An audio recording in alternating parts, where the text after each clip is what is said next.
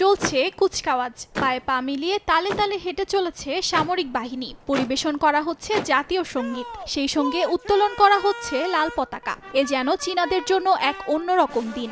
রাজধানী বেইজিংয়ে দেশটির ৭৫তম প্রতিষ্ঠাবার্ষিকী উপলক্ষে এই বিশেষ আয়োজন করা হয়। স্থানীয় সময় মঙ্গলবার চীনের জাতীয় পতাকা উত্তোলনের মধ্য দিয়ে উৎসবটি শুরু করা হয়। আকাশে উঠছে শত শত রঙিন বেলুন, সেই সঙ্গে উড়িয়ে দেওয়া হয়েছে শত শত পায়রা। উত্তোলন করা হয়েছে জাতীয় পতাকা। দেশটির ৭৫তম প্রতিষ্ঠাবার্ষিকী উদযাপন করতে বেইজিংয়ের তিয়ানানমেন স্কয়ারে জড়ো হয়েছেন দেশটির শত শত বাসিন্দা। অনুষ্ঠানে আগত সবাই নিজ দেশের পতাকার প্রতি শ্রদ্ধা জানান।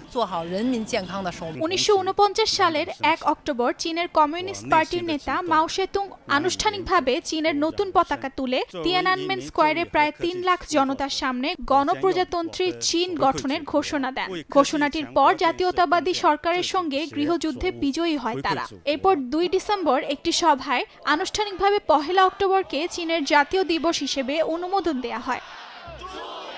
অর্জিতা শেজিন, সময় সংবাদ।